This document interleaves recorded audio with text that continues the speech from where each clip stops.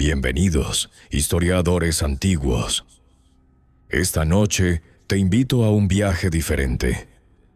No será un recorrido por los hechos que ya conoces, ni una repetición de lo que los libros de texto te contaron cuando eras joven. Esta noche caminaremos juntos por los pasillos de la incertidumbre, donde cada piedra esconde una pregunta y cada tumba guarda más misterios de los que jamás podremos responder. Imagina por un momento que todo lo que creías saber sobre el antiguo Egipto pudiera estar incompleto. Que bajo las arenas doradas del desierto, bajo las pirámides que has visto en fotografías miles de veces, existen cámaras que ningún ser humano ha pisado en 5000 años. Que los textos que los arqueólogos acaban de descifrar contradicen lo que pensábamos sobre la muerte, sobre los dioses, sobre el origen mismo de esta civilización que tanto nos fascina. ¿Y si te dijera que hay momias preservadas con técnicas que los científicos modernos no pueden explicar? ¿Que el ADN de los faraones cuenta una historia diferente a la que nos enseñaron?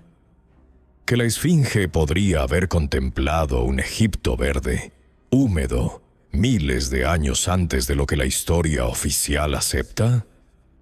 Si este contenido resuena contigo, si sientes esa curiosidad que te ha acompañado desde niño por los misterios del pasado, te invito humildemente a dejar un me gusta y a suscribirte, pero solo si realmente disfrutas esto. Solo si sientes que este viaje vale la pena compartirlo. Y si tienes alguna teoría, algún pensamiento que quieras dejar en los comentarios, este es tu espacio. Aquí todas las preguntas son bienvenidas.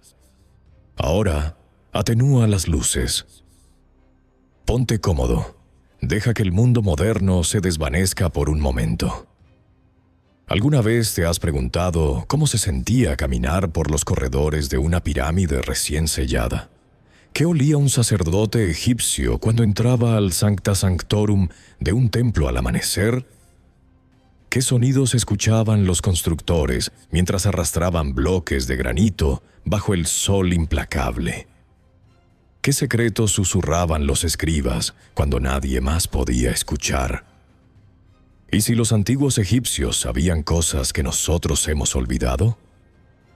¿Y si su ciencia, su astronomía, su comprensión del cosmos era más sofisticada de lo que nuestra arrogancia moderna nos permite admitir? Felicidades.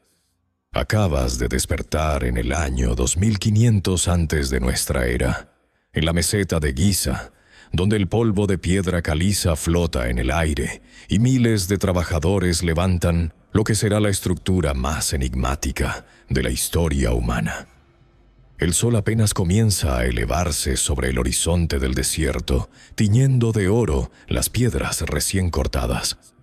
Y tú estás aquí, a punto de presenciar 20 descubrimientos que podrían cambiar todo lo que creíamos saber. Respira profundo. El viaje comienza ahora. El aire dentro de la Gran Pirámide es diferente. Lo sientes en tus pulmones apenas cruzas el umbral de la entrada norte. Un aire antiguo, inmóvil, que ha permanecido atrapado durante milenios entre bloques de piedra caliza que pesan más de 2 toneladas cada uno. Tus pasos resuenan en el corredor descendente, mientras te adentras en las entrañas de la estructura más estudiada y menos comprendida del mundo antiguo. Durante siglos, los arqueólogos creyeron conocer cada rincón de la Gran Pirámide de Keops, la cámara del rey con su sarcófago de granito rojo vacío, la cámara de la reina, mal nombrada, pues nunca albergó a ninguna reina. La Gran Galería, ese corredor ascendente de 47 metros de largo y 8 metros de altura que desafía la lógica arquitectónica. Pero en el año 2017, un equipo internacional de físicos, utilizando una técnica llamada muografía, que detecta partículas subatómicas llamadas muones que atraviesan la materia sólida. descubrió algo que nadie esperaba: un vacío. Una cavidad de al menos 30 metros de longitud, suspendida sobre la gran galería, completamente sellada, completamente inaccesible, completamente inexplicable. Imagina el momento del descubrimiento. Los científicos del proyecto Scan Pyramids, observando sus monitores, viendo cómo los datos revelaban una anomalía imposible de ignorar. Un espacio del tamaño de un avión comercial, oculto en el corazón de una estructura de 4.500 años de antigüedad. ¿Cómo es posible que nadie lo detectara antes? ¿Qué propósito tenía? Los textos de las pirámides, inscritos en las paredes de las pirámides de la quinta y sexta dinastía en Saqqara, hablan del viaje del faraón hacia las estrellas. Según la declaración 267 del Corpus, el rey asciende al cielo entre los dioses, sus hermanos. ¿Y si esta cámara oculta no era un espacio funcional, sino simbólico? Un corredor celestial diseñado para que el alma del faraón ascendiera sin obstáculos hacia la constelación de Orión, que los egipcios asociaban con Osiris, el dios de los muertos. El ingeniero francés Jean-Pierre Houdin propuso en 2005 una teoría controvertida: que la pirámide fue construida utilizando una rampa interna en espiral, y que el vacío descubierto podría ser parte de esa infraestructura constructiva, un espacio dejado intencionalmente para reducir el peso sobre la gran galería. Pero otros investigadores, como el arquitecto español Miquel Pérez Sánchez, sugieren que la pirámide codifica proporciones matemáticas y astronómicas demasiado precisas para ser accidentales. El número pi, el número phi, la proporción áurea. La velocidad de la luz expresada en coordenadas geográficas. Debemos ser claros. No hay evidencia concluyente de que los egipcios conocieran estos conceptos de manera consciente. Podría ser coincidencia. Podría ser que ciertas proporciones naturales emerjan inevitablemente cuando se construye a esta escala. Pero, ¿y si no lo es? En Teotihuacán, México, la pirámide del Sol presenta proporciones similares.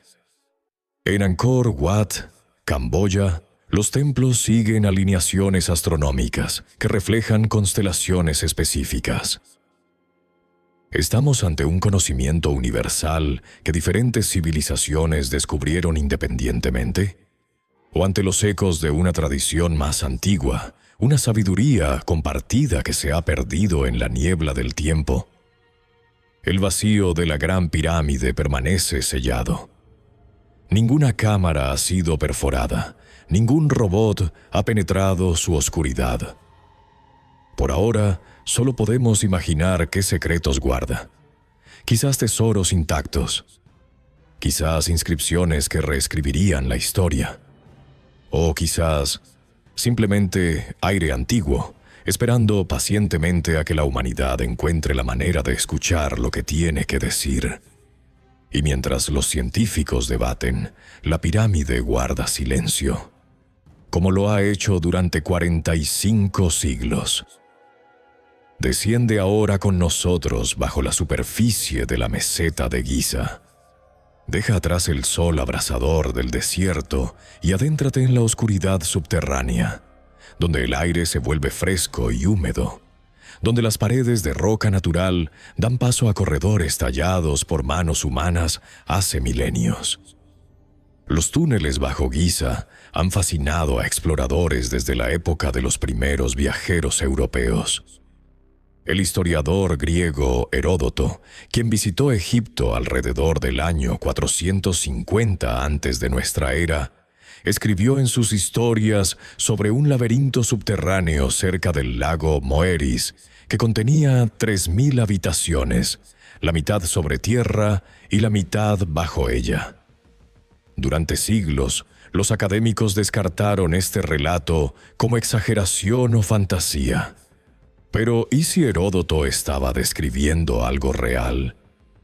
En las últimas 2 décadas, los arqueólogos han confirmado la existencia de múltiples sistemas de túneles bajo la meseta de Giza. Algunos conectan las pirámides entre sí, otros descienden a profundidades que aún no han sido completamente exploradas. En 2009, el arqueólogo egipcio Zahi Hawass anunció el descubrimiento de túneles sellados cerca de la Esfinge, túneles que habían permanecido ocultos bajo toneladas de arena y escombros. Imagina caminar por uno de estos corredores. Tus dedos rozan las paredes de piedra caliza, sintiendo las marcas dejadas por las herramientas de los canteros. El olor es terroso, mineral, antiguo. Cada pocos metros, pequeños nichos tallados en las paredes sugieren que alguna vez albergaron lámparas de aceite o estatuillas votivas. ¿Era esta una red ceremonial? ¿Un camino sagrado que los sacerdotes recorrían en procesiones secretas? ¿O era infraestructura funcional? ¿Un sistema de drenaje o almacenamiento que la arena del desierto terminó por devorar? Los textos de los sarcófagos, compilados durante el Reino Medio egipcio, describen el viaje del difunto a través de cavernas subterráneas custodiadas por serpientes y demonios. El Conjuro 335 habla de los caminos secretos del Duat, el inframundo egipcio. ¿Y si estos textos no eran puramente simbólicos? ¿Y si describían lugares reales, túneles físicos que los iniciados recorrían como parte de rituales de muerte y renacimiento? En Capadocia, Turquía, existen ciudades subterráneas como Derinkuyu, capaces de albergar a 20.000 personas, con sistemas de ventilación y pozos de agua que demuestran un conocimiento ingenieril sofisticado. En las cuevas de Longzhou, China, enormes cavernas artificiales talladas hace más de 2000 años permanecen sin explicación satisfactoria. ¿Estamos ante una tradición global de construcción subterránea que hemos subestimado? El egiptólogo británico Mark Lehner, quien ha dedicado décadas a estudiar Giza, advierte contra las interpretaciones sensacionalistas. Muchos de estos túneles, señala, son canteras agotadas o tumbas inacabadas. Pero incluso él admite que hay secciones que permanecen inexploradas, selladas por derrumbes naturales o por decisión deliberada de los antiguos constructores. ¿Por qué sellar un túnel? ¿Qué había al final que merecía ser ocultado para siempre? La meseta de Giza guarda sus secretos bajo capas de piedra y tiempo. Y mientras los arqueólogos continúan excavando metro a metro, la pregunta persiste: ¿cuánto de lo que yace bajo nuestros pies permanece aún sin descubrir? El olor del natrón. Esa mezcla de sales minerales que los egipcios extraían del Wadi Natrun, al oeste del delta del Nilo, y que utilizaban para deshidratar los cuerpos de sus muertos. Si pudieras viajar al taller de un embalsamador del Reino Nuevo, ese olor sería lo primero que notarías. Acre, penetrante, mezclado con el aroma dulzón de las resinas y los aceites aromáticos. Durante más de 3000 años, los egipcios perfeccionaron el arte de la momificación. Conocemos sus técnicas gracias a Heródoto, quien describió 3 niveles de embalsamamiento según el presupuesto del difunto, y gracias a los estudios modernos de tomografía computarizada y análisis químicos. Extracción del cerebro a través de la nariz. Evisceración a través de una incisión en el costado izquierdo.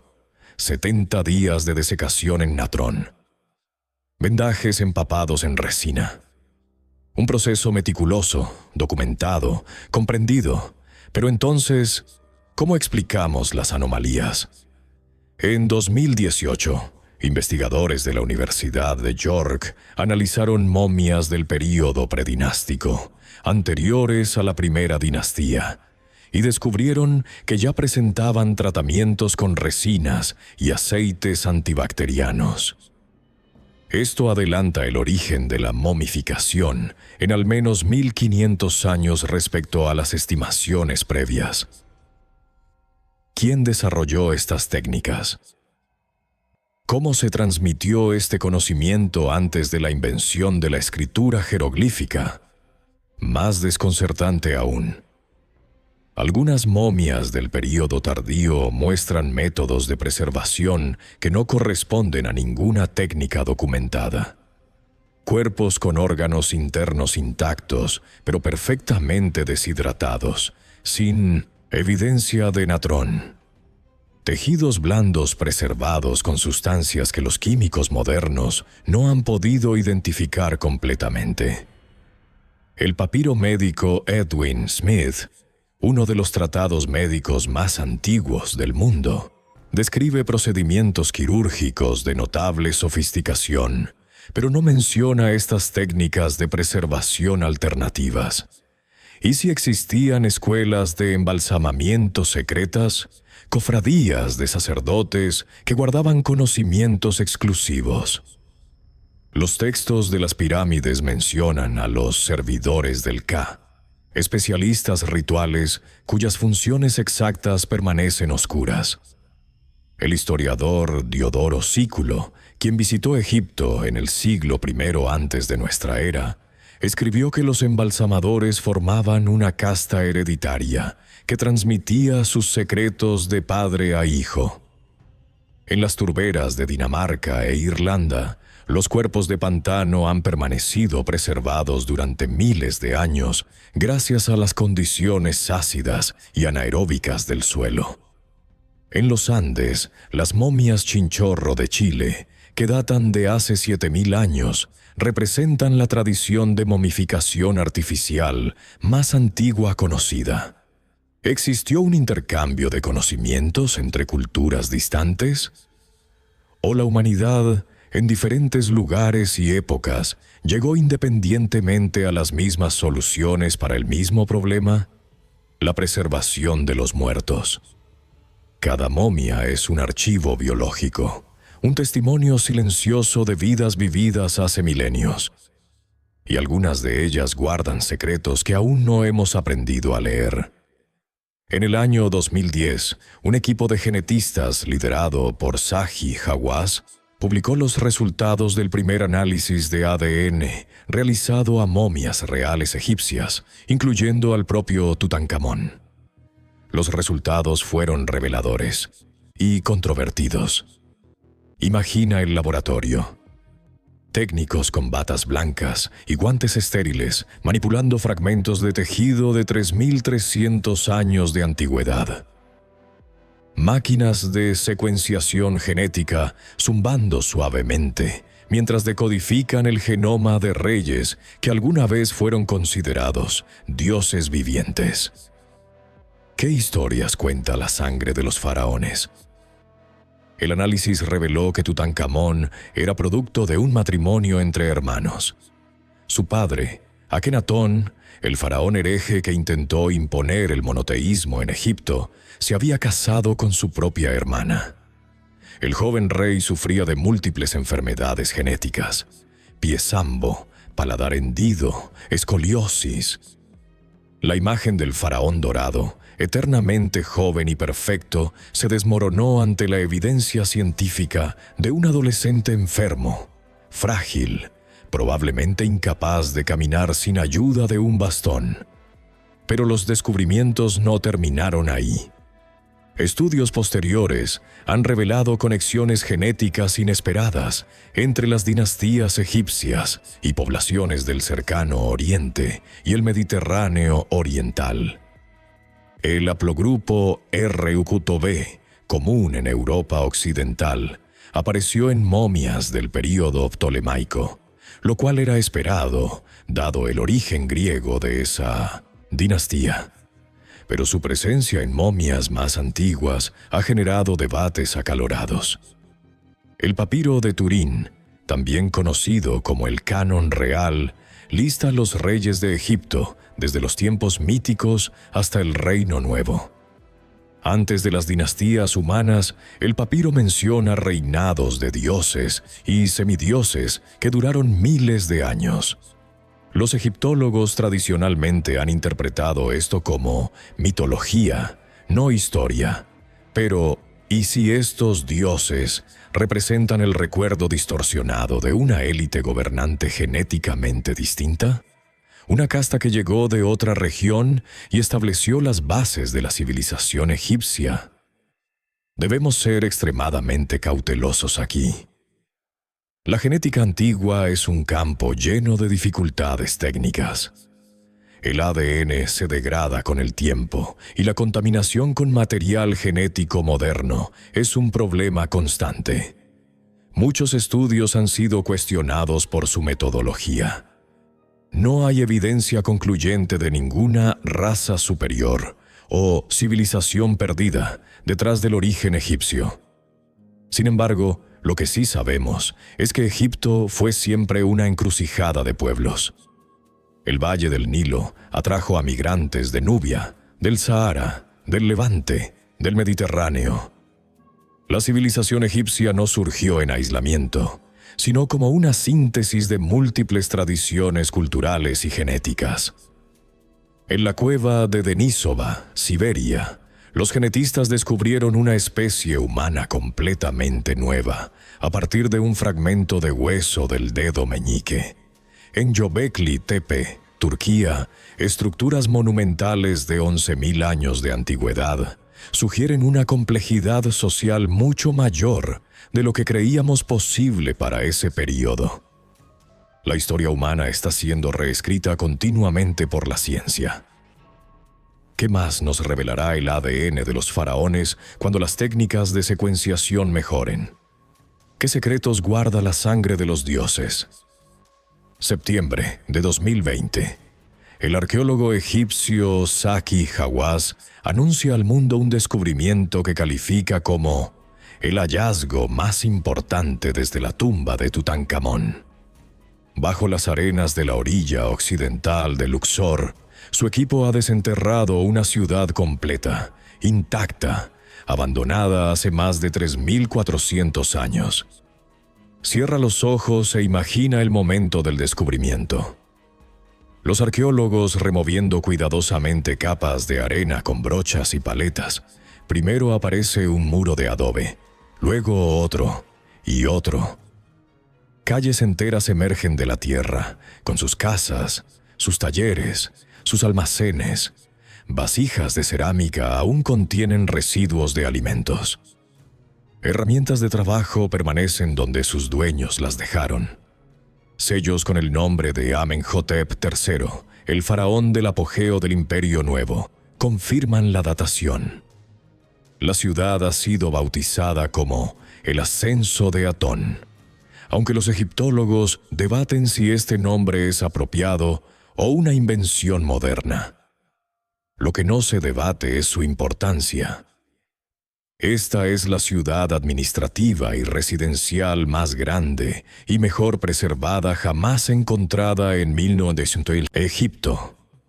Un Pompeya egipcio congelado en el tiempo no por ceniza volcánica, sino por la arena del desierto. ¿Por qué fue abandonada? Las inscripciones sugieren que la ciudad prosperó durante el reinado de Amenhotep III, uno de los faraones más poderosos de la historia egipcia. Pero su hijo, Akenatón, trasladó la capital a una nueva ciudad, Ajetatón, la moderna Tel el Amarna, como parte de su revolución religiosa. ¿Fue el ascenso de Atón abandonada durante este éxodo? ¿O su destino está ligado a eventos más dramáticos? El himno a Atón, atribuido al propio Akenatón y preservado en las tumbas de Amarna, describe al disco solar como el único Dios verdadero, creador de toda vida. Esta revolución monoteísta, o enoteísta, según algunos académicos, sacudió los cimientos de la sociedad egipcia. Templos fueron cerrados. Sacerdotes fueron desplazados. ¿Hubo resistencia? ¿Hubo violencia? La ciudad recién descubierta podría contener respuestas. Los arqueólogos han encontrado evidencia de producción industrial, talleres de fabricación de ladrillos de adobe, áreas de tejido, instalaciones para la elaboración de amuletos y decoraciones de vidrio. También han descubierto lo que parece ser un cementerio, con tumbas talladas en la roca, aún sin excavar completamente. En Mohenjo-Daro, Pakistán, una ciudad de la civilización del Valle del Indo, fue abandonada misteriosamente alrededor del año 1900 antes de nuestra era. En las ciudades mayas del período clásico, centros urbanos enteros fueron desocupados en cuestión de décadas. El abandono de ciudades es un fenómeno recurrente en la historia humana, a menudo vinculado a cambios climáticos, conflictos políticos o colapsos económicos. ¿Qué nos dirá el ascenso de Atón sobre los últimos días del reinado de Amenhotep III? ¿Sobre la transición hacia la era de Akenatón? Sobre la vida cotidiana de los egipcios comunes, no de los faraones y nobles, sino de los artesanos, los trabajadores, las familias que construyeron y habitaron esta ciudad. Las excavaciones continúan. Cada día nuevos muros emergen de la arena, y con cada descubrimiento, la historia del antiguo Egipto se vuelve más rica, más compleja, más humana. El sol del mediodía cae implacable sobre la meseta de Giza. A tus pies, una fosa rectangular excavada en la roca caliza. Dentro de ella, cuidadosamente desmontado en 1224 piezas, yace un barco de cedro libanés de 43 metros de eslora. Ha permanecido aquí, sellado bajo 41 losas de piedra que pesan hasta 15 toneladas cada una, durante 4.600 años. Este es el barco solar de Keops, descubierto en 1954 por el arqueólogo egipcio Kamal el-Malak. Cuando los trabajadores levantaron la primera losa, el olor del cedro antiguo se elevó desde la fosa, tan intenso que parecía recién cortado. El barco había sido preservado en una atmósfera hermética, protegido del tiempo por la ingeniería de sus constructores. Pero aquí está el misterio. ¿Para qué servía? La interpretación tradicional sostiene que los barcos solares eran vehículos simbólicos para que el faraón acompañara al dios Ra en su viaje diario a través del cielo.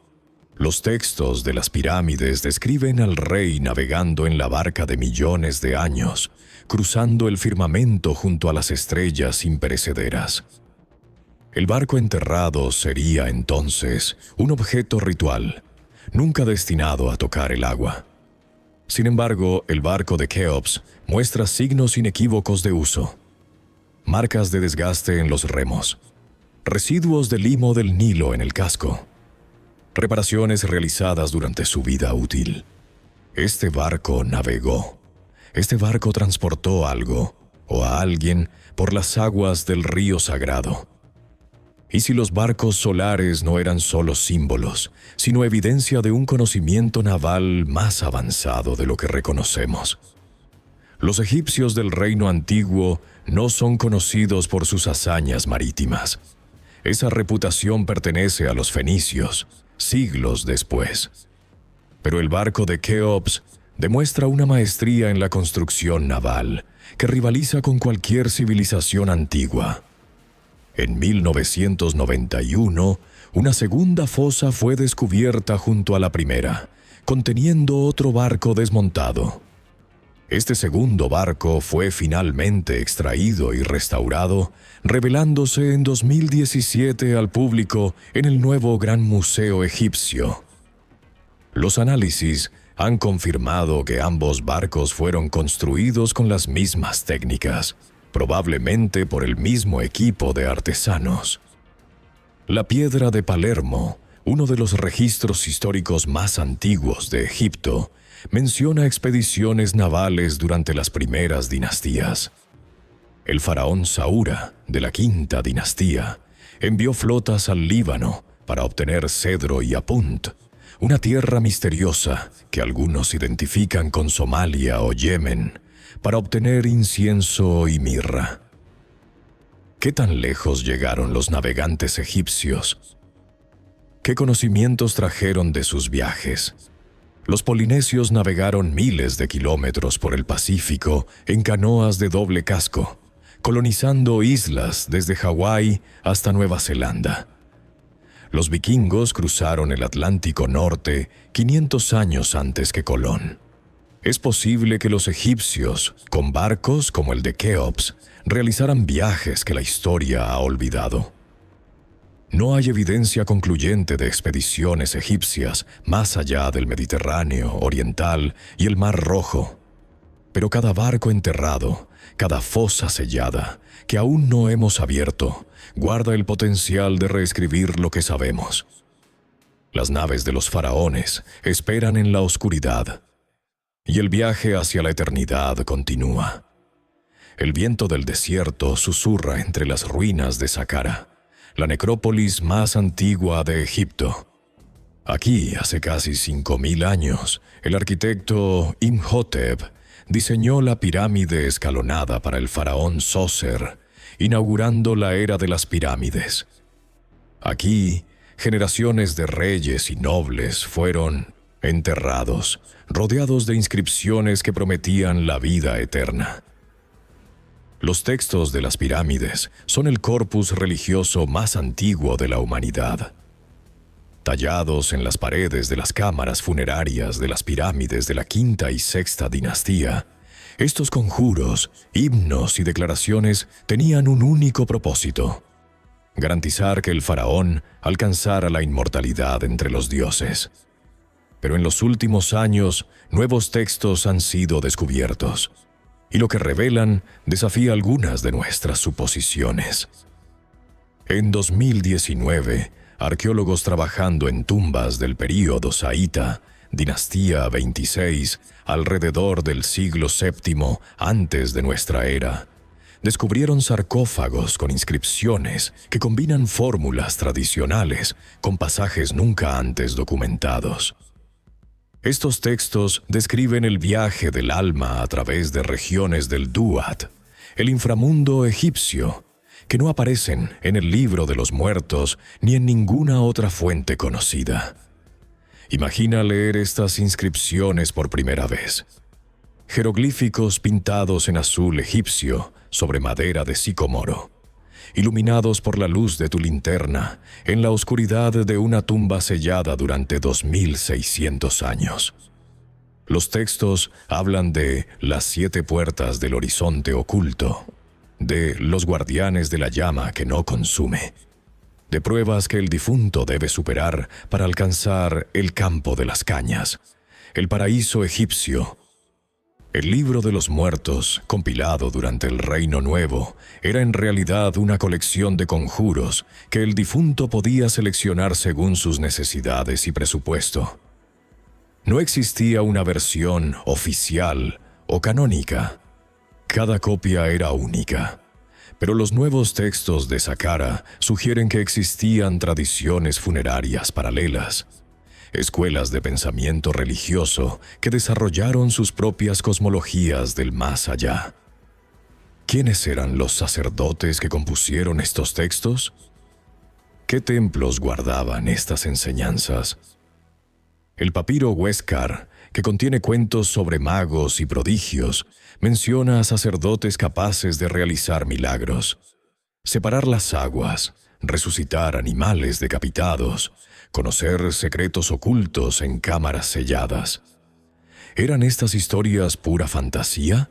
¿O preservaban el recuerdo de una casta sacerdotal con conocimientos que se han perdido?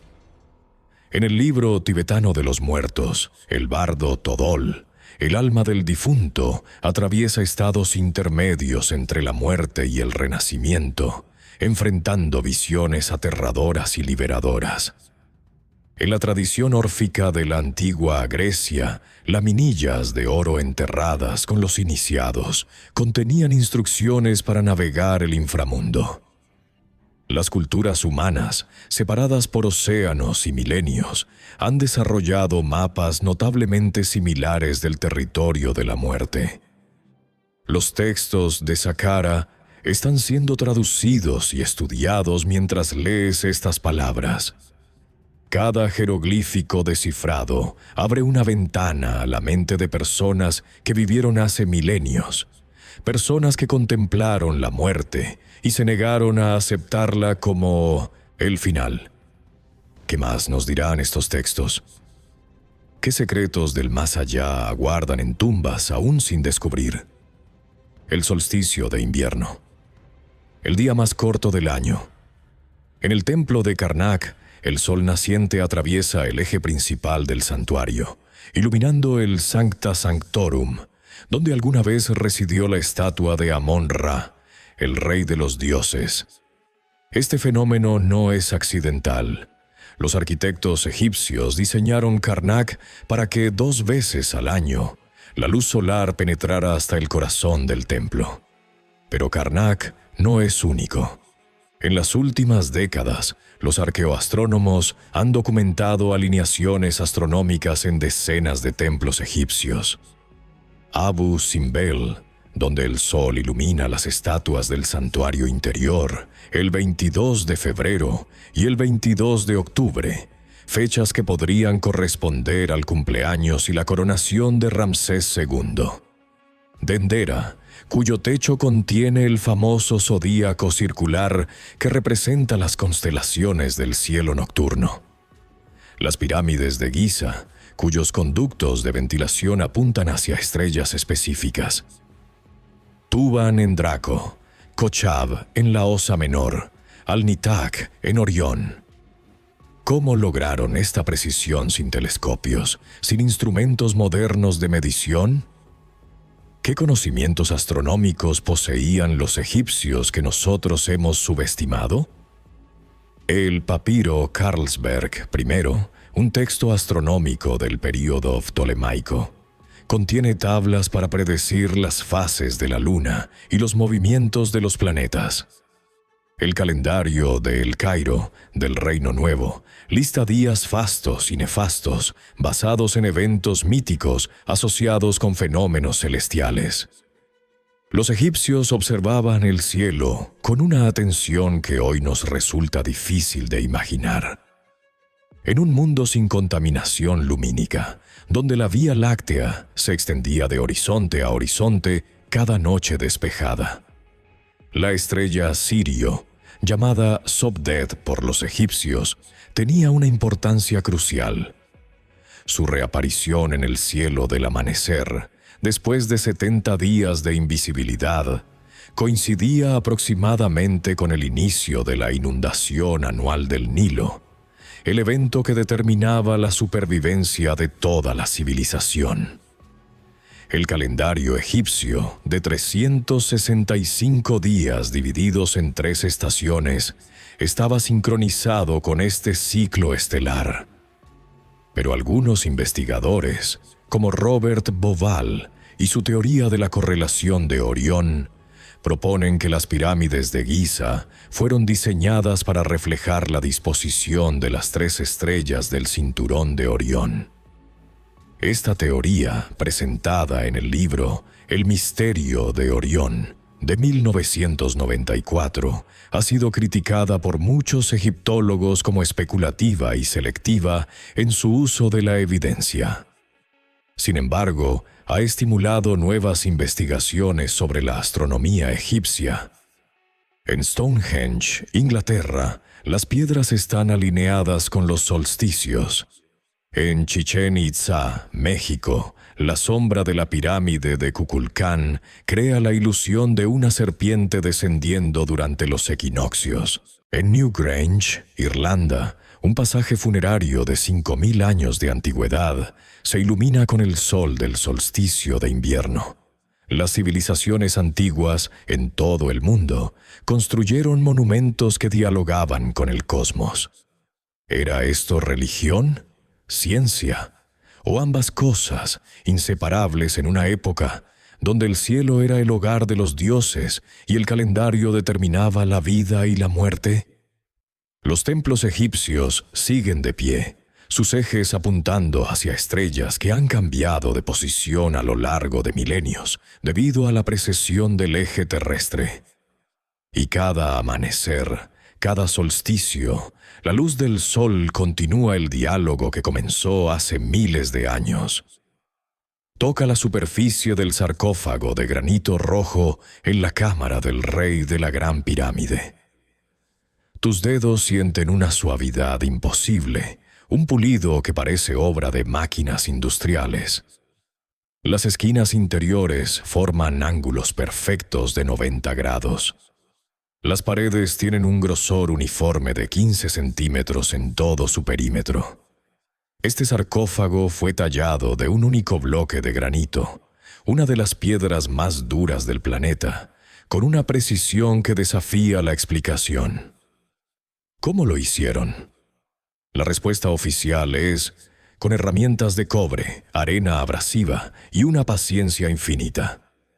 Los egipcios del reino antiguo no conocían el hierro. Su metal más duro era el cobre, ocasionalmente aleado con arsénico o estaño para crear bronce primitivo. Pero el cobre tiene una dureza de 3 en la escala de Mohs. El granito tiene una dureza de 6 a 7. Es físicamente imposible que el cobre corte el granito directamente. Los egiptólogos proponen que los artesanos egipcios utilizaban sierras de cobre con arena de cuarzo como abrasivo. La arena, más dura que el granito, hacía el trabajo de corte mientras el cobre servía como guía. Experimentos modernos han demostrado que esta técnica funciona, pero es extraordinariamente lenta. Cortar un bloque de granito del tamaño del sarcófago de Keops habría requerido años de trabajo continuo. Y sin embargo, los egipcios produjeron miles de objetos de granito, diorita, basalto y otras piedras duras. Estatuas con detalles delicados. Vasos con paredes tan finas que la luz las atraviesa. Obeliscos de cientos de toneladas con jeroglíficos perfectamente tallados. ¿Cómo es posible? El ingeniero Christopher Dunn, en su controvertido libro The Giza Power Plant, propone que los egipcios utilizaban herramientas de una tecnología que no hemos identificado. Taladros tubulares que giraban a velocidades imposibles para la tecnología manual. Sierras con filos de materiales desconocidos. Sus análisis de las marcas de corte en el granito egipcio sugieren tasas de penetración que superan las capacidades de las herramientas de cobre por órdenes de magnitud. Debemos ser claros. La teoría de Dunn no es aceptada por la comunidad académica. No hay evidencia arqueológica de herramientas avanzadas. No se han encontrado fragmentos de aleaciones desconocidas ni residuos de materiales exóticos. La explicación más probable sigue siendo que subestimamos la habilidad y la dedicación de los artesanos antiguos. Pero la pregunta persiste. En Pumapunku, Bolivia, bloques de andesita, una piedra volcánica extremadamente dura, fueron cortados con una precisión que desconcierta a los ingenieros modernos. En Japón, las murallas de los castillos utilizan piedras poligonales ensambladas sin mortero, con ajustes tan perfectos que una hoja de papel no cabe entre ellas. ¿Existían técnicas de trabajo de la piedra que se han perdido? El papiro Anastasi I, un texto del Reino Nuevo, describe a los canteros como trabajadores de bajo estatus, agotados por el esfuerzo físico. Su espalda está rota mientras trabaja en la piedra, dice el texto. ¿Es esta la descripción de hombres que tallaban granito con herramientas de cobre? ¿O de trabajadores que operaban tecnologías que no comprendemos? Las herramientas de cobre encontradas en Egipto son reales. Las marcas de sierra en los bloques de piedra son reales. Pero el misterio de cómo el cobre venció al granito sigue sin resolverse completamente. Ávidos, la ciudad sagrada de Osiris, dios de los muertos y del renacimiento. Durante miles de años, los egipcios peregrinaron a este lugar para honrar al dios que había conquistado la muerte, cuyo cuerpo desmembrado por su hermano Set fue reunido por su esposa Isis, quien le devolvió la vida el tiempo suficiente para concebir a Horus, el Vengador. Bajo el templo de Seti I, construido durante la dinastía 19, existe una estructura conocida como el Osiraion. Y el Osiraion es un enigma. Desciende con nosotros por la rampa que conduce al nivel subterráneo. El aire se vuelve fresco y húmedo. Ante ti se abre una sala hipóstila con pilares monolíticos de granito rojo, cada uno de ellos pesando más de 100 toneladas.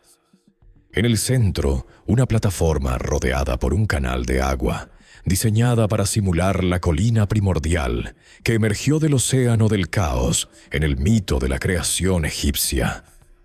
El Osiraion fue descubierto en 1902 por Flinders Petrie, el padre de la arqueología egipcia moderna. Desde el principio su datación ha sido controvertida. El templo de Seti I que lo cubre data del siglo XIII antes de nuestra era. Pero el Osiraion está construido a un nivel mucho más profundo, con un estilo arquitectónico radicalmente diferente, austero, megalítico, sin las decoraciones elaboradas típicas del Reino Nuevo. ¿Es el Osiraion contemporáneo del templo de Seti? ¿O es mucho más antiguo, una estructura preexistente que Seti incorporó a su complejo funerario? Los egiptólogos ortodoxos sostienen que el Osiraion fue construido por Seti I como un cenotafio simbólico, una tumba vacía dedicada a Osiris.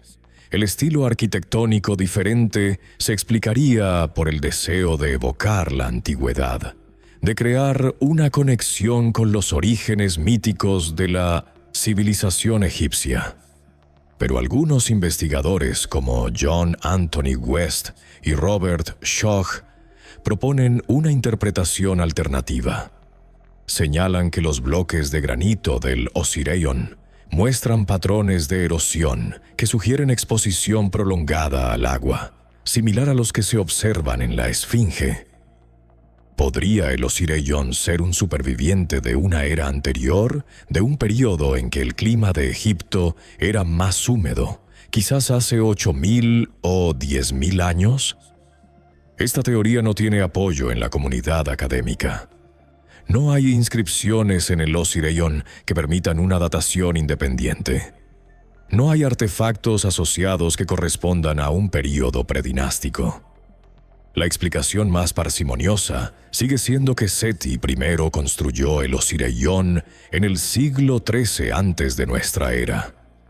Sin embargo, la lista de reyes de Abidos, tallada en las paredes del templo de Seti, enumera 76 faraones desde Menes, el unificador legendario de Egipto, hasta el propio Seti. Esta lista omite deliberadamente a ciertos reyes considerados ilegítimos, como Hatshepsut y Akenatón. ¿Qué más omite? ¿Qué reyes? ¿Qué eras? ¿Qué civilizaciones anteriores fueron borradas de la memoria oficial?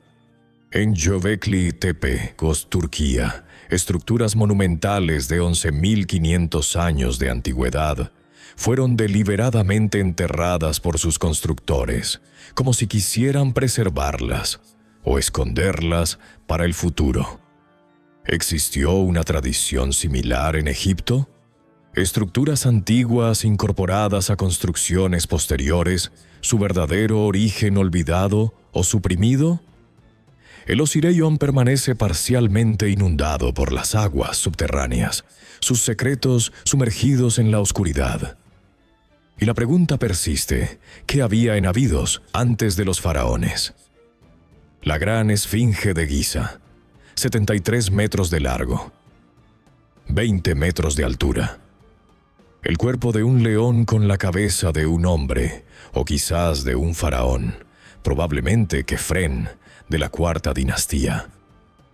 durante 4500 años, ha contemplado el amanecer sobre el desierto, guardiana silenciosa de los secretos de la meseta. Pero hay algo extraño en la Esfinge, algo que los geólogos notaron hace décadas y que sigue generando debate. Los patrones de erosión en el cuerpo de la Esfinge y en las paredes del recinto que la rodea son diferentes a los de otros monumentos de Giza. En lugar de la erosión horizontal causada por el viento y la arena, el patrón típico del desierto, la Esfinge muestra erosión vertical, canales profundos que descienden por la roca, el tipo de patrón que se forma por la escorrentía de agua de lluvia prolongada. En 1991, el geólogo Robert Schoch, de la Universidad de Boston, presentó esta observación en la reunión anual de la Sociedad Geológica de América. Su conclusión fue explosiva. La Esfinge debe haber sido tallada en un período en que Egipto recibía lluvias abundantes, y el último período de lluvias significativas en la región del Sahara Oriental terminó alrededor del año 5000 antes de nuestra era, más de 1500 años antes de la fecha aceptada para la construcción de la Esfinge.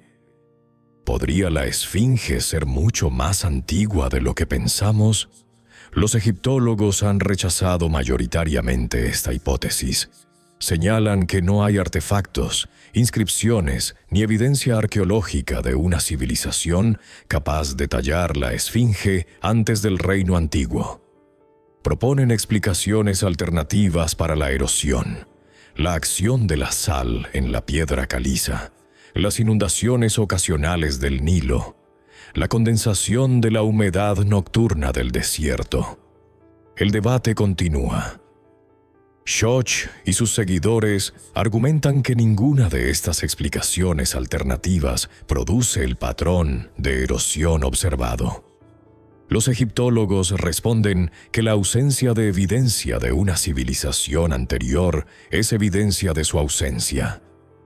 Pero, ¿y si esa civilización anterior no dejó los tipos de evidencia que buscamos? ¿Y si construían con materiales perecederos, excepto cuando tallaban la roca viva? ¿Y si sus registros fueron destruidos, olvidados o simplemente no reconocidos por lo que son? El inventario Stela, una inscripción encontrada en Giza y datada en la dinastía 26, afirma que la Esfinge ya existía en tiempos de Keops, quien supuestamente la restauró después de encontrarla dañada. Los egiptólogos consideran esta estela una falsificación tardía, un intento de los sacerdotes del período tardío de aumentar la antigüedad y el prestigio del monumento. Pero, ¿y si contiene un núcleo de verdad histórica? En la isla de Pascua, los moais fueron tallados por una civilización que colapsó antes de que los europeos llegaran, dejando estatuas inacabadas y preguntas sin respuesta. En la India, templos tallados en la roca como Ellora y Ajanta demuestran que las civilizaciones antiguas eran capaces de hazañas monumentales que desafían nuestra comprensión. La Esfinge guarda silencio. Sus ojos de piedra, erosionados por el tiempo o por la lluvia, miran hacia el este, hacia el sol naciente, hacia un pasado que quizás nunca comprenderemos completamente. En las vitrinas de los museos de El Cairo, Londres, París y Berlín, miles de amuletos egipcios descansan bajo luces tenues. Escarabajos de lapislázuli, ojos de Horus en fayenza azul, pilares Yed de oro, nudos de Isis en cornalina roja, cada uno de ellos cargado de significado religioso, diseñado para proteger al portador en vida y en muerte. Pero entre estos objetos familiares hay otros que desconciertan a los expertos. Amuletos con símbolos que no corresponden a ningún jeroglífico conocido. Inscripciones que no pueden ser leídas con los métodos estándar de traducción. ¿Qué son estos objetos? ¿Qué mensajes portan? Imagina sostener uno de estos amuletos en tu mano. Es pequeño, del tamaño de una moneda, tallado en esteatita verde. En una cara, un símbolo que parece una espiral con 3 líneas radiantes. En la otra, una secuencia de marcas que podrían ser letras, números o algo completamente diferente. No hay paralelos en los diccionarios de jeroglíficos. No hay referencias en los textos conocidos. Algunos investigadores proponen que estos símbolos representan un lenguaje sagrado, reservado para iniciados en los misterios de ciertos templos. Los textos de las pirámides mencionan las palabras secretas, que solo los sacerdotes más elevados conocían. El libro de Thoth, un texto legendario atribuido al dios de la sabiduría, supuestamente contenía todo el conocimiento del universo, pero se perdió en la antigüedad, o quizás nunca existió fuera de la imaginación de los escribas. Otros sugieren que los símbolos desconocidos podrían ser marcas de talleres específicos, firmas de artesanos o incluso errores de copistas que reprodujeron símbolos sin entenderlos. La producción de amuletos era una industria masiva en el antiguo Egipto, y no todos los artesanos eran escribas educados. Pero hay casos que resisten estas explicaciones simples. En 2016, un equipo de investigadores analizó una colección de amuletos del período tardío encontrados en una tumba de Saqqara. Varios de ellos portaban secuencias de símbolos que, según análisis estadísticos, mostraban patrones consistentes con un sistema de escritura. Frecuencias de aparición regulares, combinaciones recurrentes, estructura gramatical implícita. Si estos símbolos son un lenguaje, es un lenguaje que no hemos descifrado. Podría existir una escritura egipcia que no conocemos. El jeroglífico, el hierático y el demótico son las 3 formas de escritura egipcia documentadas. Pero, ¿y si había una cuarta, reservada para propósitos esotéricos, transmitida oralmente entre generaciones de sacerdotes y registrada solo en objetos rituales? En Creta, el disco de Festos porta símbolos que nadie ha podido descifrar después de más de un siglo de intentos. En el valle del Indo, la escritura de Harappa permanece sin traducir, sus secretos sellados en sellos de esteatita. La historia humana está llena de códigos que hemos perdido la capacidad de leer. Los amuletos con símbolos desconocidos esperan en las vitrinas de los museos. Quizás un día, un investigador encontrará la clave. Quizás los secretos que guardan permanecerán sellados para siempre. En las canteras de Asuán, en el sur de Egipto, yace el obelisco inacabado. 42 metros de largo, más de 1000 toneladas de peso.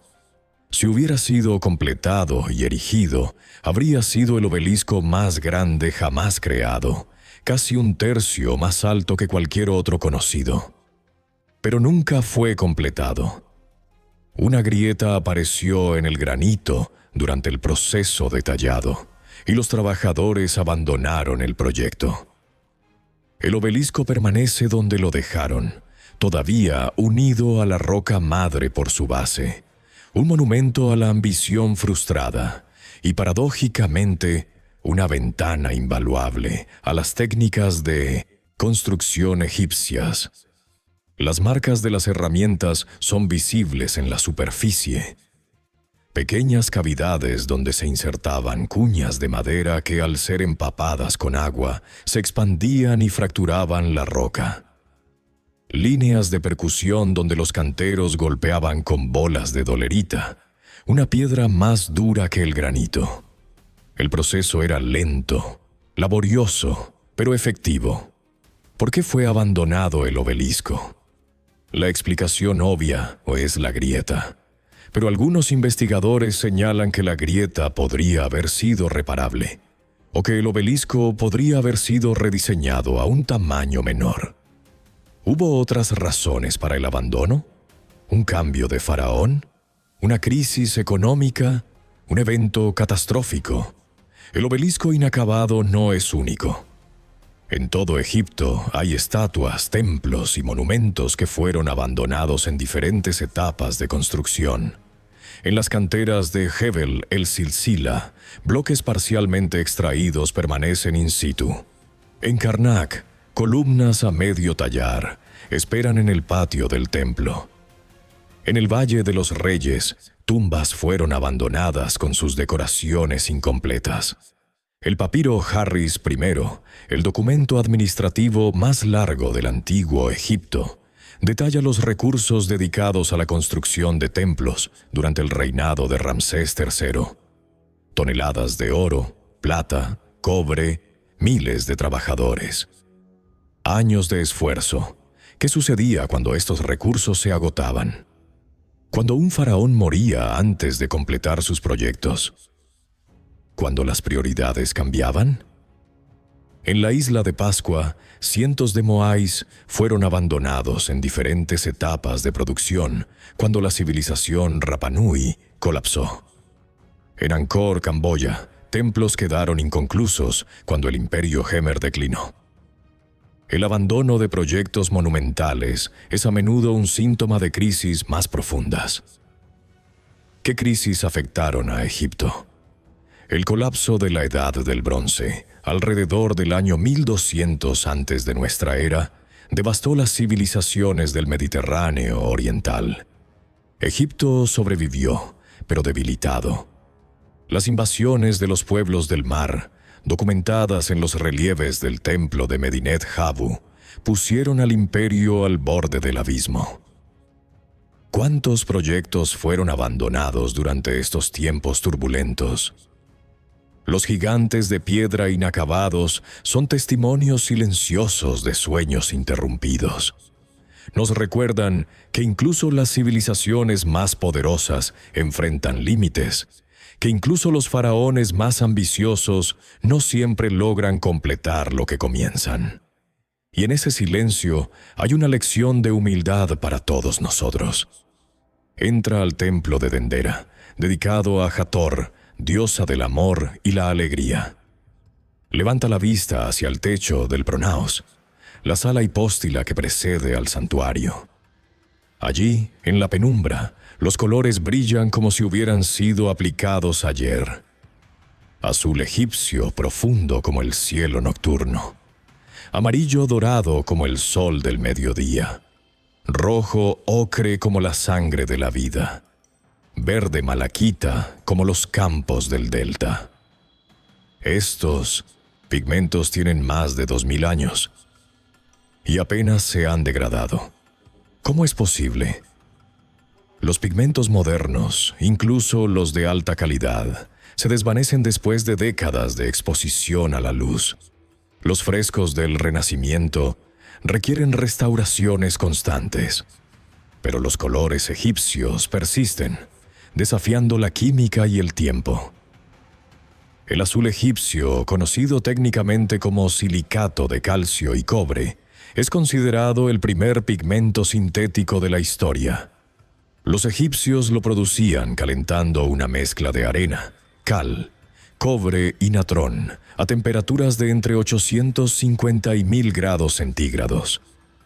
El resultado era un compuesto extraordinariamente estable, resistente a la luz, a la humedad y a los ácidos. Pero el azul egipcio es solo uno de los pigmentos que los antiguos egipcios dominaban con maestría.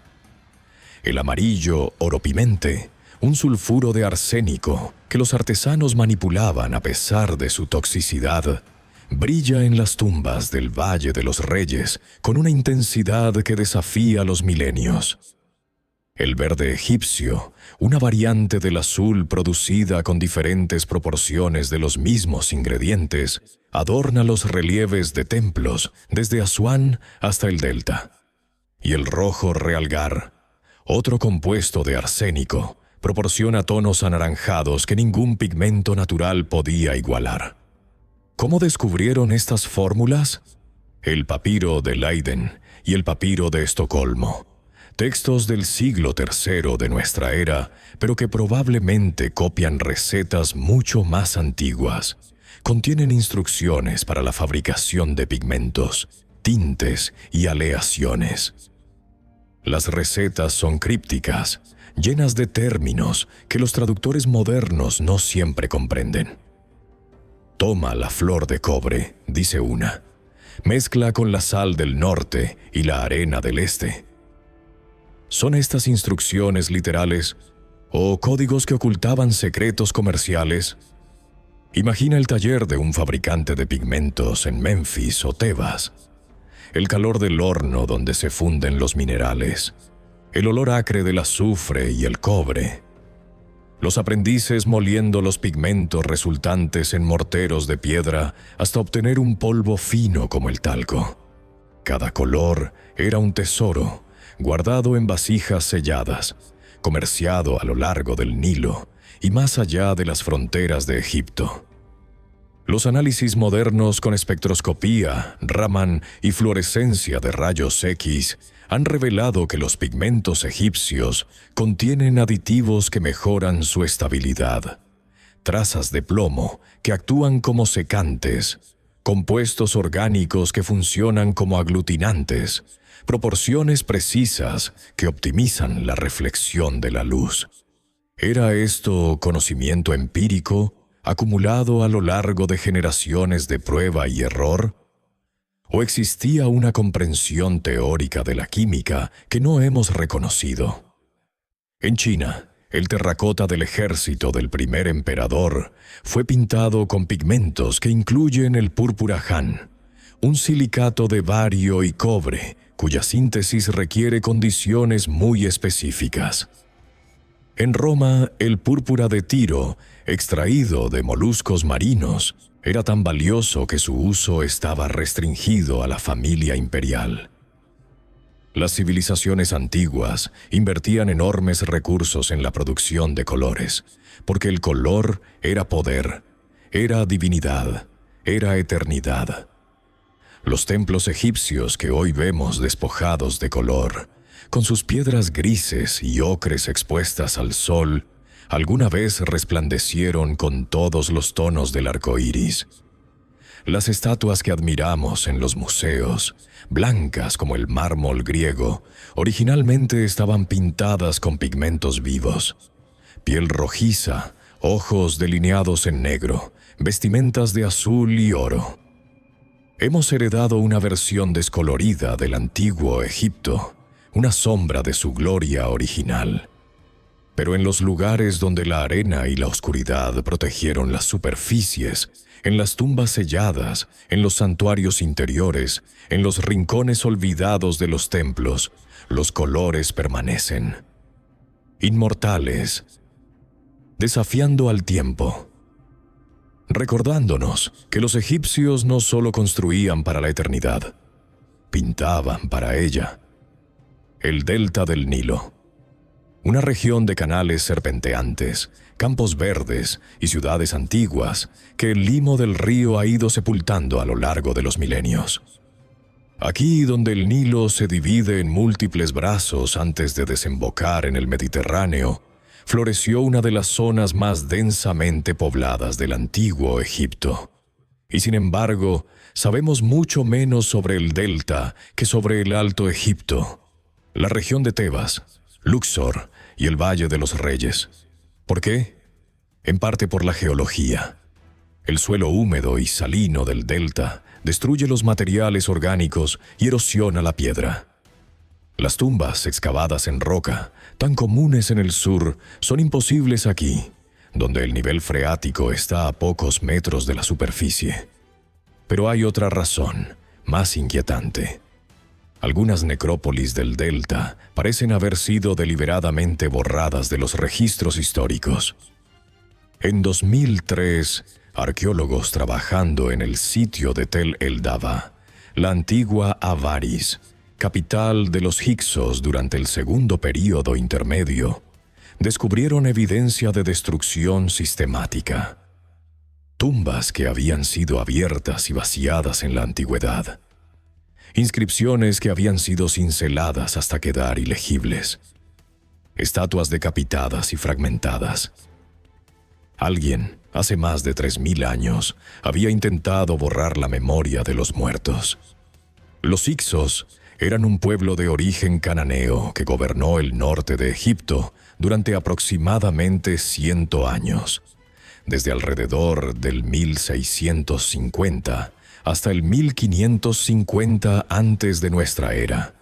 Los faraones del Reino Nuevo, que los expulsaron y reunificaron Egipto, los describieron como invasores bárbaros, enemigos de los dioses, una abominación que debía ser olvidada. La estela de la tempestad de Amose primero describe catástrofes naturales que supuestamente acompañaron su expulsión, como si los propios dioses hubieran intervenido para purificar la tierra. Pero la arqueología cuenta una historia diferente. Los Hyksos no destruyeron la cultura egipcia, la adoptaron. Construyeron templos a Set, un dios egipcio que identificaron con sus propias deidades. Emplearon escribas egipcios y mantuvieron las tradiciones administrativas del Reino Medio. Su invasión fue probablemente una infiltración gradual, no una conquista violenta. ¿Por qué entonces fueron demonizados y borrados? ¿Qué amenaza representaban para la legitimidad de los faraones posteriores? ¿Qué secretos guardaban sus tumbas que merecían ser destruidos? En Roma, la damnatio memoriae era el castigo supremo. Borrar el nombre y la imagen de un enemigo de todos los registros, condenándolo a un olvido eterno. En el antiguo Egipto, donde el nombre era parte esencial del alma, destruir las inscripciones de alguien equivalía a matarlo por segunda vez, a negarle la vida eterna en el más allá. Las necrópolis del delta guardan los restos de aquellos que Egipto quiso olvidar. Hyksos, sí, pero también otros. Faraones declarados ilegítimos, sacerdotes caídos en desgracia, nobles cuyas familias perdieron el favor real. Cada tumba destruida es un testimonio de conflictos políticos que los textos oficiales prefirieron silenciar. Y bajo el limo del delta, bajo los campos de algodón y los pueblos modernos, ¿cuántas tumbas más esperan ser descubiertas? ¿Cuántas historias borradas aguardan a ser contadas? Cierra los ojos y escucha. En el silencio del templo de Karnak, un sacerdote entona un himno a Amón. Su voz resuena en las columnas de piedra, amplificada y transformada por la arquitectura del santuario. El sonido no solo llena el espacio, lo transforma. Las vibraciones parecen cobrar vida propia, envolviendo a los presentes en un abrazo sonoro que trasciende lo ordinario. ¿Era esto accidental? ¿O los arquitectos egipcios diseñaban sus templos con propiedades acústicas específicas en mente? En las últimas décadas, los arqueoacústicos, especialistas que estudian las propiedades sonoras de los espacios antiguos, han documentado fenómenos notables en los templos egipcios. En el santuario de Hathor en Dendera, ciertas frecuencias vocales producen resonancias que amplifican el sonido hasta 4 veces. En la cámara del rey de la Gran Pirámide, el sarcófago de granito vibra a una frecuencia de 110 hercios cuando se le golpea, la misma frecuencia que produce efectos de trance en el cerebro humano, según algunos estudios neurocientíficos. El papiro dramático del Ramesseum, un texto ritual del Reino Medio, describe ceremonias en las que los sacerdotes recitaban conjuros en momentos precisos, coordinados con movimientos y gestos específicos. ¿Eran estos rituales diseñados para aprovechar las propiedades acústicas de los espacios sagrados? ¿Usaban el sonido como una herramienta para inducir estados alterados de conciencia? Imagina participar en uno de estos rituales. Estás de pie en la oscuridad del Sancta Sanctorum, rodeado por el aroma del incienso de Kifi. Los sacerdotes comienzan a cantar, sus voces entrelazándose en armonías que no has escuchado antes. El sonido parece venir de todas partes y de ninguna, llenando tu cuerpo, vibrando en tus huesos. Por un momento, la frontera entre tú y el universo se disuelve. Por un momento tocas lo divino. Los textos de las pirámides mencionan la voz que abre los caminos, un poder sonoro que permitía al faraón atravesar las puertas del Duat. El dios Thoth, inventor de la escritura y la magia, era también el señor de las palabras de poder, conjuros cuya pronunciación correcta podía alterar la realidad. ¿Era esto metáfora o descripción de técnicas sonoras reales? En Chavín de Huántar, Perú, los templos preincaicos contienen galerías subterráneas diseñadas para amplificar y distorsionar el sonido de caracolas marinas, creando efectos que los arqueólogos describen como aterradores y desorientadores. En Malta, el hipogeo de Hal-Saflieni, una necrópolis subterránea de 5.000 años de antigüedad, tiene una cámara llamada el Oráculo, donde la voz masculina resuena con una intensidad sobrenatural. Las civilizaciones antiguas en todo el mundo comprendían el poder del sonido de maneras que apenas estamos comenzando a recuperar. Los templos egipcios no eran solo espacios visuales, eran instrumentos musicales de piedra, diseñados para transformar la voz humana en algo más que humano. Y cuando los últimos sacerdotes abandonaron estos santuarios hace 2000 años, el silencio que dejaron atrás fue ensordecedor. El momento del descubrimiento. Los arqueólogos han pasado meses excavando, retirando toneladas de escombros, descifrando inscripciones que prometen tesoros y revelaciones. Finalmente, la cámara funeraria está despejada. En el centro, un sarcófago de granito negro, sellado con resina desde hace 3000 años. Con cuidado infinito, levantan la tapa. Y el sarcófago está vacío. Este escenario se ha repetido docenas de veces en la historia de la egiptología. Tumbas elaboradas, decoradas con escenas del más allá, equipadas con ajuares funerarios completos, pero sin momia, sin restos humanos de ningún tipo. ¿Dónde están los cuerpos? Las explicaciones convencionales son múltiples. Saqueadores de tumbas que robaron las momias por sus amuletos y joyas. Sacerdotes que trasladaron los cuerpos a escondites más seguros durante períodos de inestabilidad. Tumbas que fueron preparadas pero nunca utilizadas, porque el propietario murió en circunstancias que impidieron su entierro. Ahogado en el Nilo, muerto en batalla en tierra extranjera, víctima de una epidemia que exigía cremación. Pero hay casos que resisten estas explicaciones.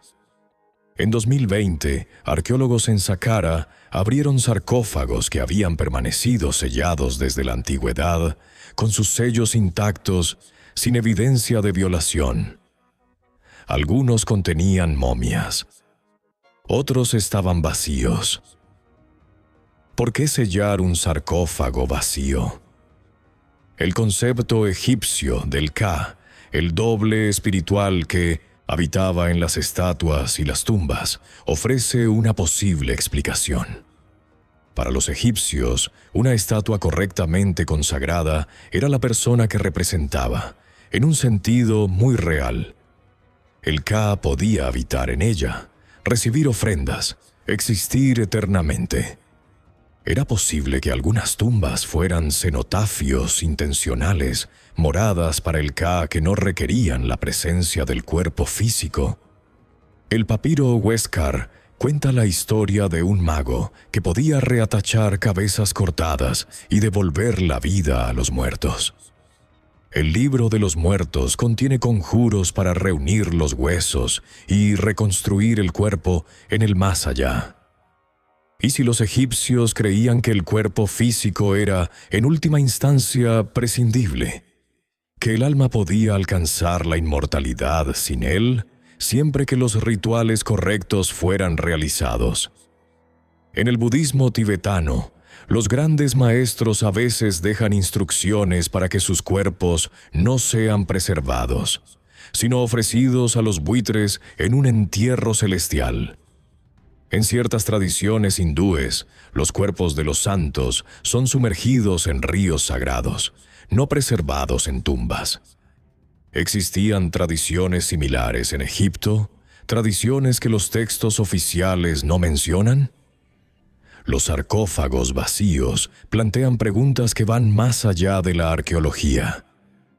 Nos obligan a reconsiderar lo que los egipcios realmente creían sobre la muerte, el cuerpo y el alma. Y nos recuerdan que, por mucho que hayamos aprendido, el antiguo Egipto sigue guardando secretos que no hemos descifrado. Olvida por un momento las pirámides y los templos. Olvida los faraones y los dioses.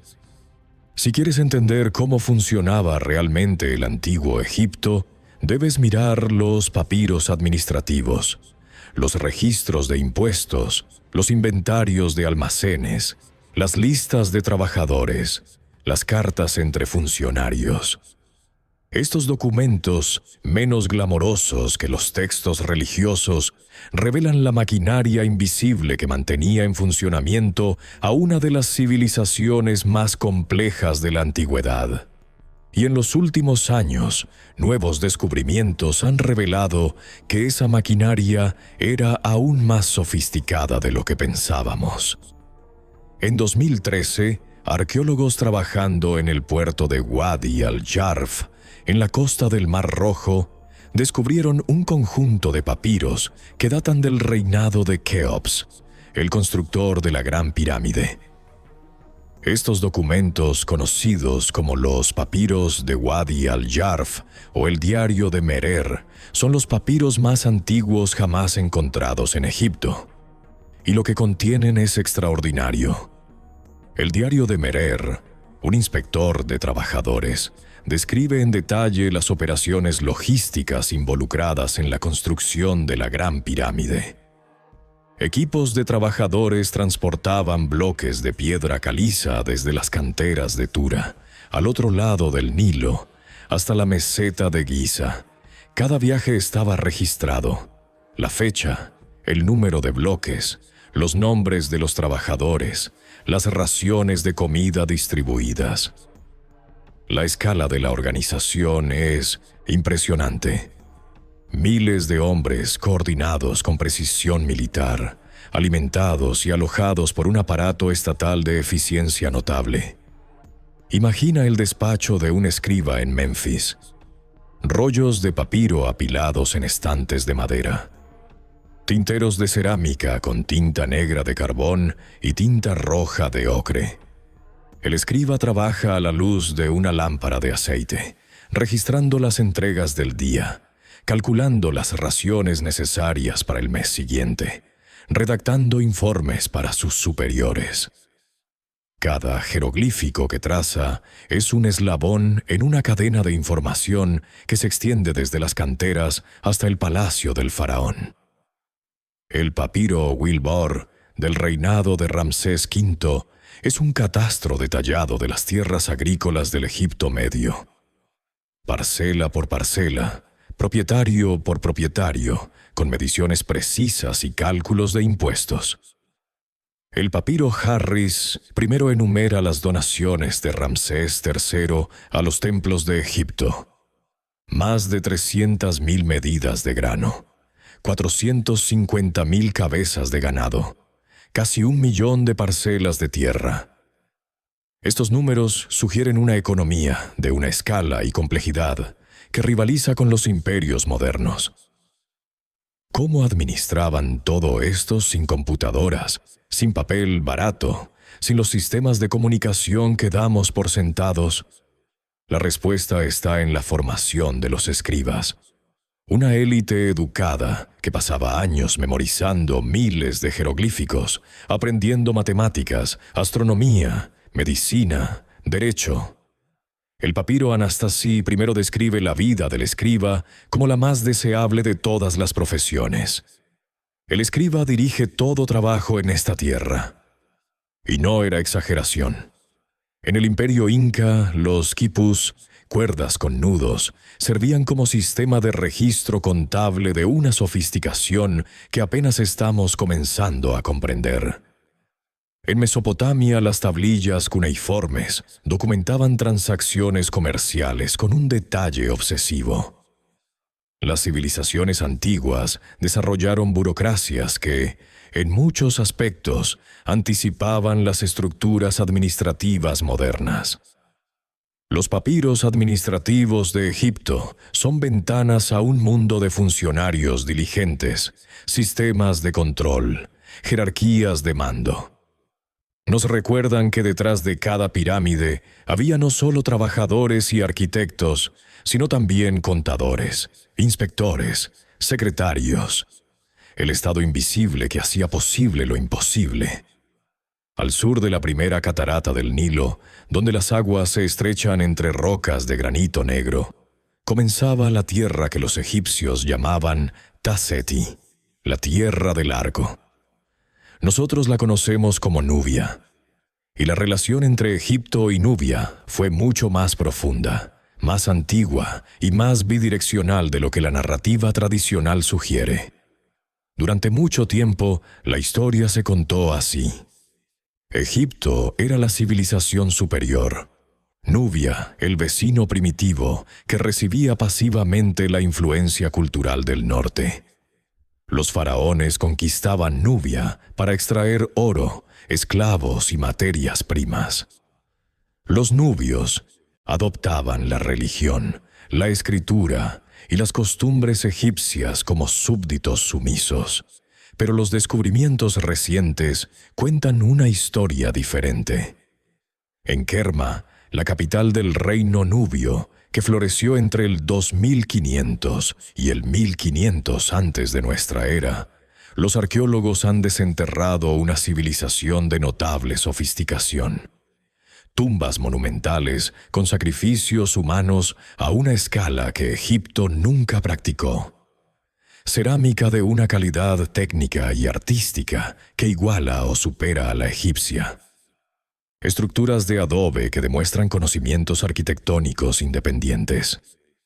Kerma no era una colonia egipcia, era un rival, un socio comercial, a veces un enemigo, siempre un igual.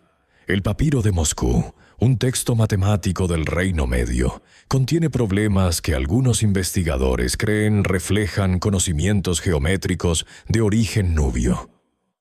Los textos de las pirámides mencionan a los Nehesiu, los nubios, en contextos que sugieren respeto más que desprecio. Y durante el período tardío, cuando la dinastía 25 de faraones nubios gobernó todo Egipto, la influencia fluyó claramente del sur al norte. Los faraones cushitas revivieron tradiciones religiosas y artísticas que los egipcios habían abandonado siglos antes. Imagina el encuentro entre un comerciante egipcio y su contraparte nubia en la frontera de Elefantina. El egipcio ofrece lino, papiro, aceites perfumados.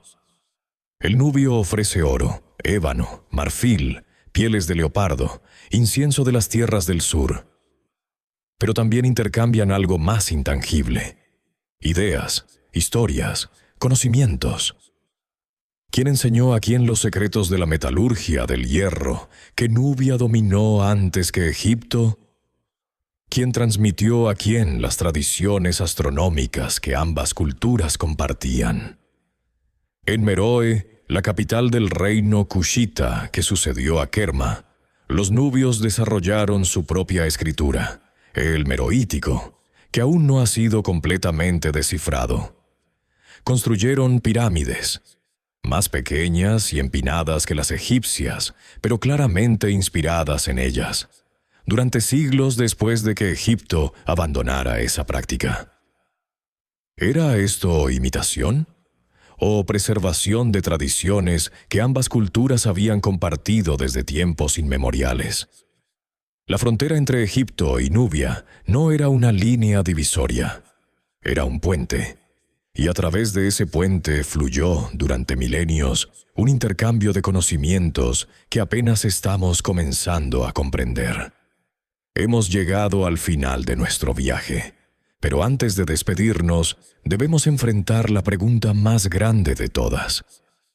¿Cuándo comenzó realmente la civilización egipcia? ¿Y qué había antes? La cronología tradicional sitúa la unificación de Egipto bajo el faraón Menes, o Narmer, alrededor del año 3100 antes de nuestra era. Antes de eso, el período predinástico, comunidades agrícolas a lo largo del Nilo, gradualmente desarrollando las tecnologías, las creencias y las estructuras sociales que culminarían en Asos, el estado faraónico. Antes de eso, el Neolítico. Cazadores-recolectores que comenzaron a domesticar plantas y animales. Y antes de eso, el vacío. Pero, ¿y si ese vacío no estuviera tan vacío como pensamos? El papiro de Turín, el canon real que mencionamos antes, lista reinados de dioses y semidioses que suman miles de años antes de las dinastías humanas. El historiador egipcio Manetón, escribiendo en el siglo III antes de nuestra era, proporcionó una lista similar.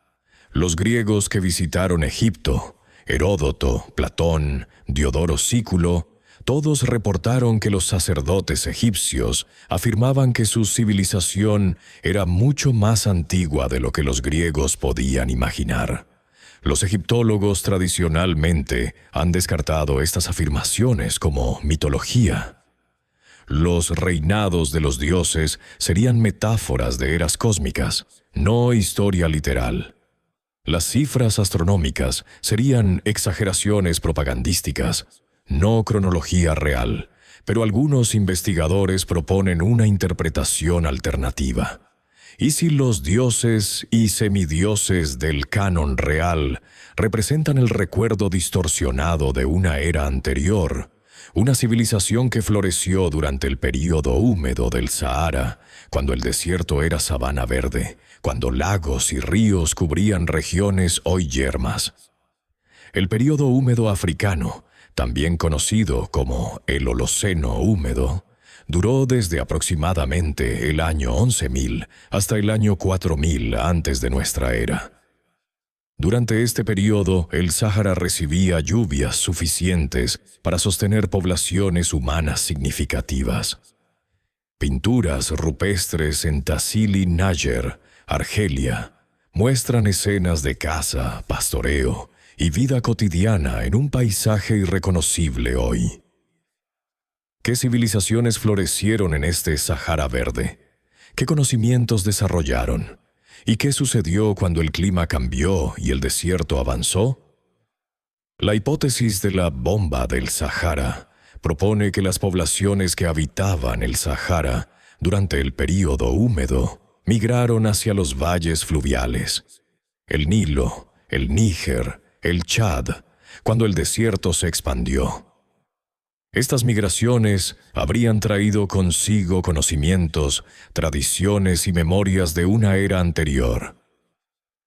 ¿Podría la civilización egipcia ser, en parte, heredera de culturas saharianas perdidas? No hay evidencia concluyente de esta hipótesis. Las excavaciones en el Sahara son difíciles y costosas. Los sitios arqueológicos están dispersos en un territorio inmenso y hostil. Pero cada año, nuevos descubrimientos amplían nuestra comprensión del pasado humano. Göbekli Tepe demostró que las sociedades del Neolítico eran capaces de hazañas monumentales que nadie había imaginado. ¿Qué más nos espera bajo las arenas del Sahara? Bajo las aguas del Mediterráneo, que eran tierra seca durante la última glaciación. En las capas más profundas del valle del Nilo, la historia del antiguo Egipto tal como la conocemos, podría ser solo el capítulo más reciente de una saga mucho más larga. Y cada descubrimiento que hemos explorado esta noche, las cámaras ocultas, los túneles sellados, las momias enigmáticas, los textos descifrados, nos acerca un poco más a los capítulos perdidos. Y así, querido viajero del tiempo, llegamos al final de nuestro recorrido por los misterios del antiguo Egipto. Hemos caminado juntos por cámaras ocultas que ningún ojo humano ha visto en milenios. Hemos descendido a túneles sellados bajo la luz de las estrellas.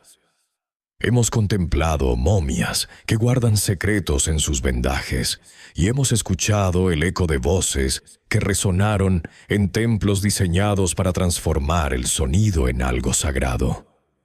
Hemos visto ciudades que el tiempo preservó y necrópolis que el poder quiso borrar.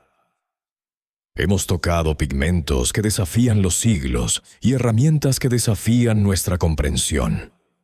Hemos leído textos que hablan de viajes al más allá y hemos contemplado estrellas que los egipcios usaban como guías hacia la eternidad. Y a través de todo esto, hemos encontrado no respuestas definitivas, sino preguntas más profundas. ¿Quiénes eran realmente los antiguos egipcios? ¿Qué sabían que nosotros hemos olvidado? ¿Qué secretos guardan aún las arenas del desierto, esperando pacientemente a ser descubiertos?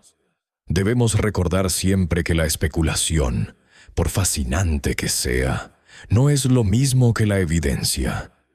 Que las teorías alternativas, por atractivas que resulten, deben ser evaluadas con rigor y humildad. Que la verdadera grandeza del antiguo Egipto no necesita exageraciones ni misterios fabricados.